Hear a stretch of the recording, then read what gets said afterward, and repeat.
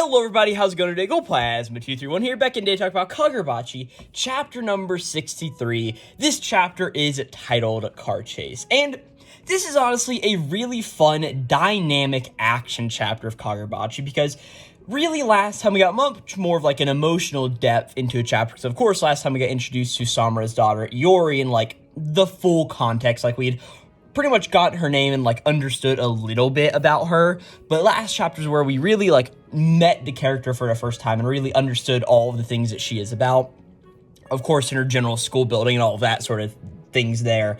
But this chapter takes sort of a different backseat approach to that, as of course at the end of last chapter, Ro had come through and been like, hey little lady, Iori, you're under the protection of the Kabuna, or under the Masumi now, right? And it was this whole little thing where it was like, oh my gosh, this is pretty cool and crazy, right? And this chapter takes much more of the dynamic action that follows this, because of course we have our two Hishaku members, of course Kugiri, and the other unnamed Hishaku lady who is Kugiri's partner so far, and of course the two of them are trying to go after Iori.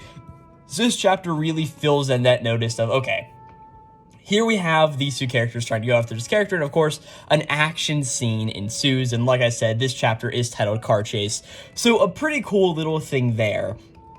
But another big notable thing about this chapter is this is where we actually learn all of the names of the Masumi members. Of course, I am recording these videos a little late here right now, but hey, hopefully recording this video now will allow me to be caught up for not the next chapter, but the next chapter after that, just chapter number 65. I know it's like some loose promises and things that are happening like 2 weeks away, but either way, however it works, this is where we actually learn all of the Masumi names, because of course, I've just been calling them temporary names, and of course last chapter, because this chapter had already come out, we know these characters of Ro being the mini Samura, and then Moku and Sumi being the other two characters, and we will really get a lot into them as this chapter goes further on, because we have some really awesome moments that happen in this chapter. So yeah, without further ado, I don't know what else to say, but just hop into this chapter. And of course, I already mentioned what happened last time a little bit, but just to go further in depth, we really got introduced to Iori Samura, who is, of course, the daughter of Seichi Samura. And we pretty much understood because she has had some spell cast on her by the Masumi that makes her pretty much not only forget about her father Samura, but also to have other people forget that she is related to Samura, except for like a select few, and also that she's pretty much sort of dead and living under a new sort of false identity.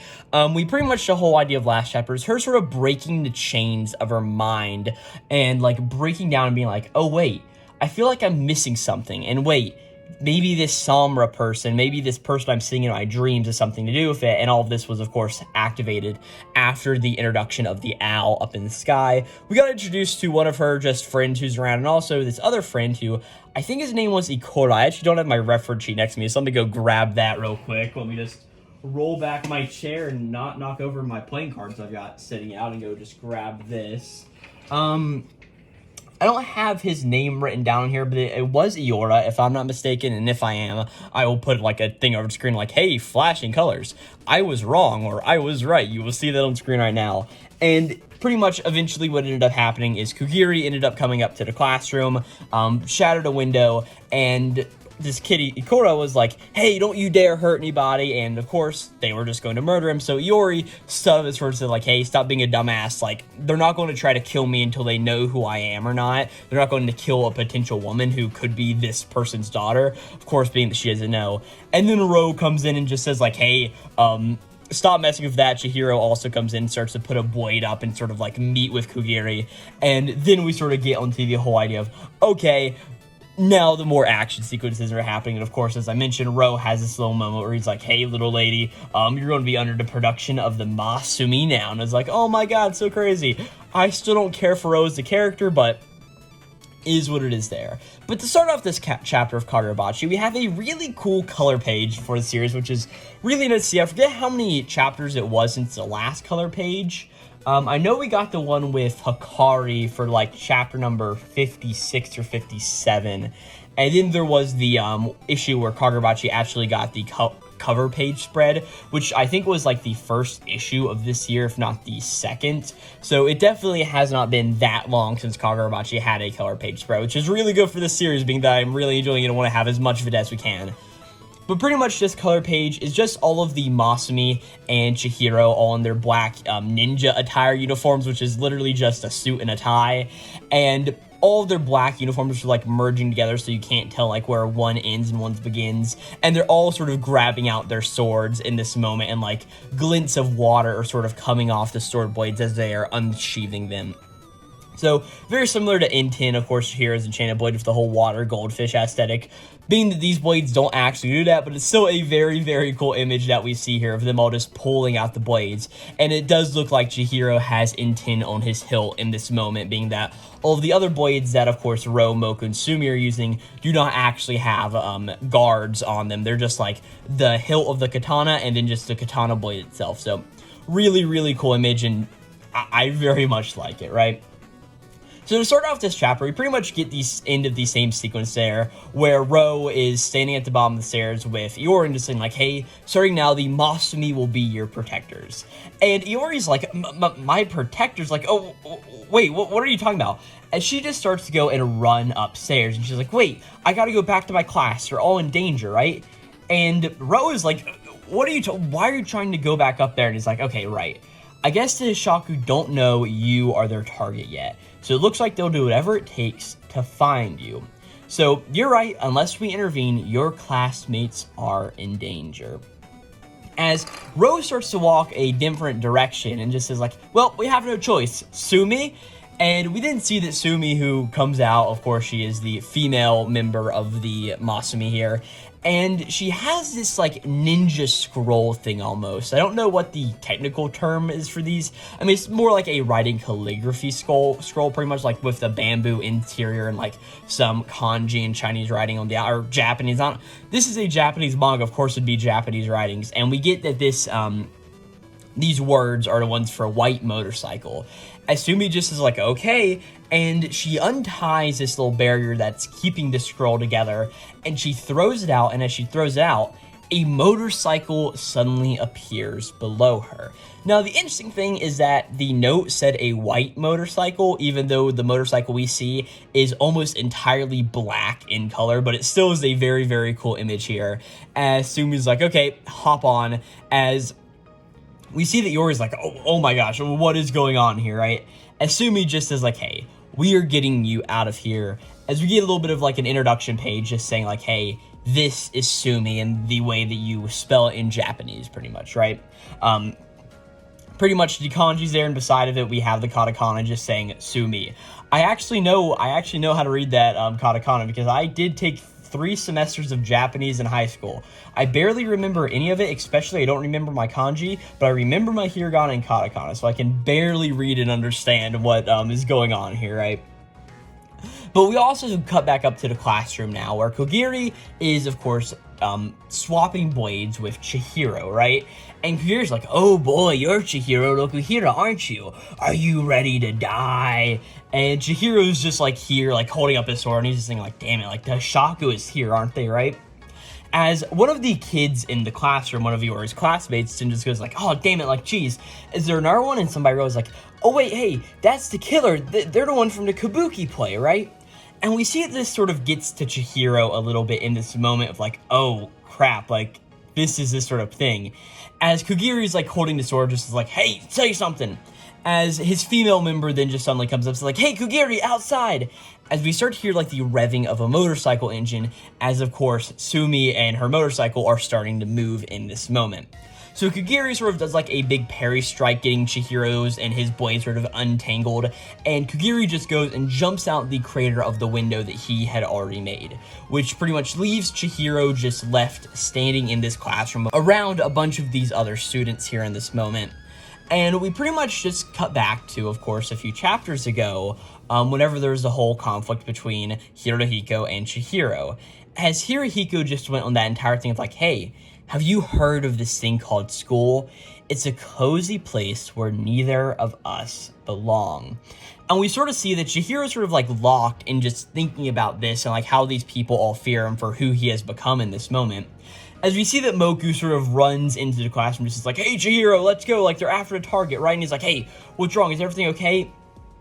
As we get a little bit of a flashback to whenever Ro was explaining who Iori is to Chihiro and the rest of the group, just saying like, hey, the target is an ordinary girl. Yes, she is connected to Shaku and Samura, but right now, our only job is to protect her from danger. As Chihiro's like, hey, no, wait, I'm sorry, Moku. I'm going after him. Moku's like, no, you can't. The leader and I will go after that Hishaku guy. You go on ahead on the same route we already confirmed. And Chihira's like, hey, but the Hishaku. As Moku's like, hey, hang out, just calm down. It's Operation Easy Does It. Let's get going. As you get the character introduction of Moku in this moment with, again, the kanji beside of it, the mo and ku, which is the kanji for Moku. Pretty cool, right? As at this moment, then we get the title drop of the chapter, 7 pages in, chapter 63, car chase. I don't know if I could speak for a second there. That'd be nice and helpful. So we then see sort of like the city skyline of this area of Kyoto, where of course they are right now, and we see that Sumi is driving her motorcycle through all of these streets around here, and on the back of the motorcycle is Iori, who is almost barely hanging on around here, right? As she's sort of like taking notice of everything that's going on, she's like, wow, why does this motorcycle have a katana on the back of it? As we see, this motorcycle just has a katana attached on the back wheel axle. It's sort of like just this interesting thing, and he's like, why is this sort of thing here? And we then see that Sumi, who's of course driving the motorcycle, looks in her rearview mirror, and she sees that a car is going on behind them. And she tells from inside that car is that that's where Kugiri and of course Kugiri's partner currently are, chasing Sumi and of course Iori here, right? We now look inside the car where we see that the female Shaku member is just like, hey, so I think they're called the Masumi or something, like, and why are they riding off with that girl? And she's like, I mean, they're basically just advertising that Samura's daughter. I mean, hey, I guess that does the job for us. And Kagura's like, yeah, uh-huh. And she's like, well, I guess they just want to lure us away from all of these other students. I mean, I guess that makes sense. And Kagura's like, yeah, that probably, like, yeah, checks out. And she then just continues like, hey, like, what a wild coincidence, right? Like, you were just about to kill her too. Like, I'm honestly glad they stepped in. And he's like, yeah. And eventually she's like, hey, what's wrong, Kugiri, right? As eventually we cut back outside to where we see that Sumi's like, okay, damn it, they are right behind us. And she's like, hey, it's okay. Or no, I'm sorry. Iori says like, hey, they're currently right behind us. And Sumi just is like, hey, it's okay. I won't let them lay a finger on you. As we then see from above this entire shot, we see that Ro is up there, and he's got 2 throwing stars, and one with a little rope tied with a little ball on the end of it also. And as Kugiri is just sort of sitting here in the car, sort of like contemplating all of this stuff, of course, his partner just says like, hey, are you in a bad mood, Kagiri, or any one of these things? As we just see the driver of this car, who we don't know if this is a Hishaku guy or just some other person. They are dressed in the typical suit that we see Hishaku members in, so I'm guessing it is just a typical run-of-the-mill Hishaku dude. We see they just have a throwing star thrown straight into their neck, and they pretty much just get like, oh, and start to fall forward, as the female Hishaku member is like, hey, oh no, our driver is... And we also see that Ro's other throwing star hits the front of the vehicle where the license plate is, of course, right under the grill, pretty much, right? And we see from where this is, or no, they hit it in the back, because these are also the rear view and like the trunk lights. They hit it in the back, like where the license plate normally is on a car.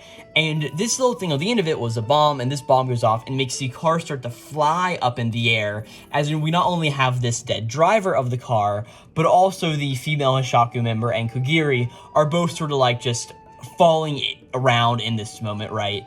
As Kugiri just grabs his sword and just is like, oh, a sword fight is a conversation, and both parties have to make things exciting. As this car is like flipping over, Kagiri just opens the door and just almost falls out of the car as he just goes like, man, I was really looking to a good sword fight. And we see that Kagiri pretty much just goes down, and he's able just to touch on the ground completely fine. And Ro sort of sees this like, oh crap, like this is not good.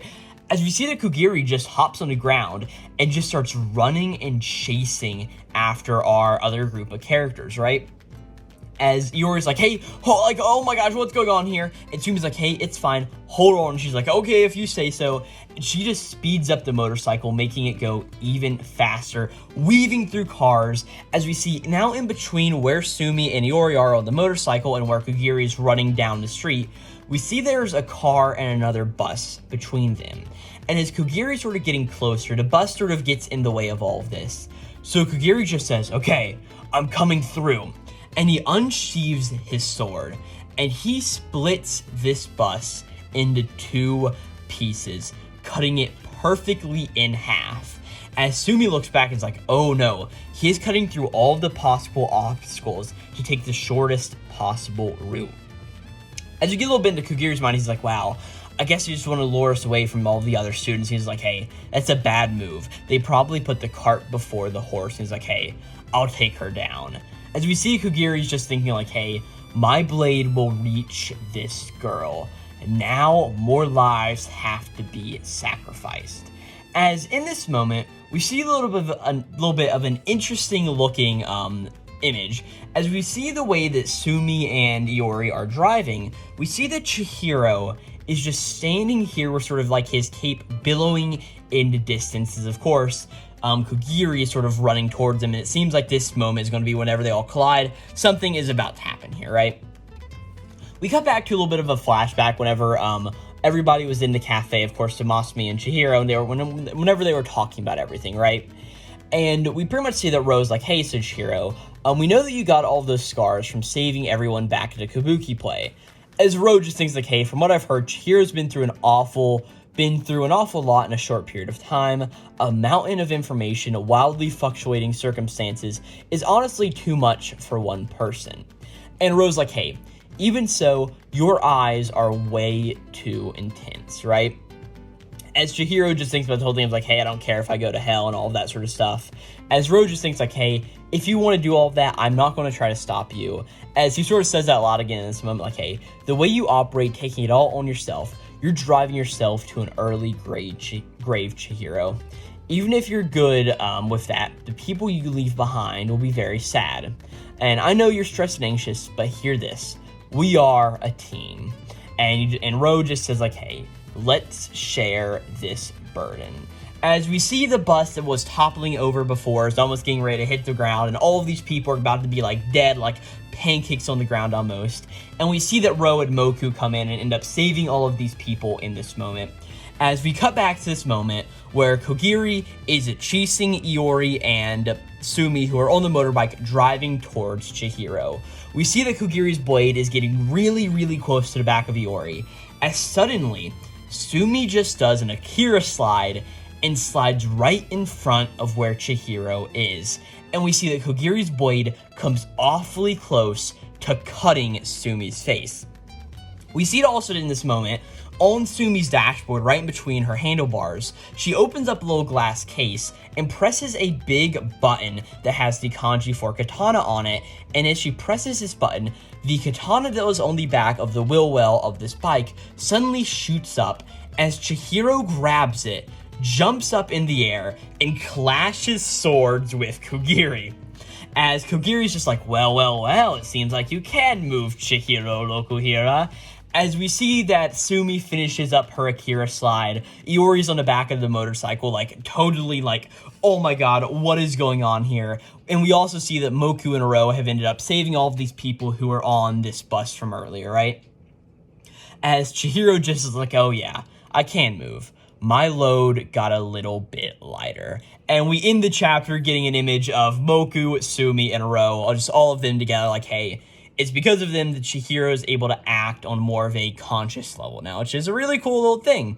And that's where we end this chapter, of course, Kagurabachi chapter number 63.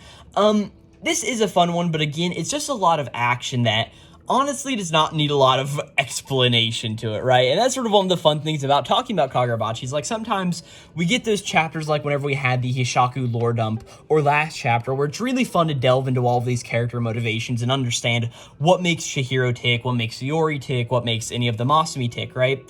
And of course we haven't really got most of what makes the Masumi tick besides for, of course, Ro, who is being the leader, so also he's the one who's most focused on, which say what you will, I did sort of like Ro a little bit more in this chapter, but I still feel like he's definitely the character of, oh, hey, I am so much better than everybody else here that it doesn't particularly matter. It's just the way that I sort of felt like the way he was sort of presenting himself and acting like, hey, I don't care if you want to go to hell, I'm not going to try to stop you, but we're at least going to help you out.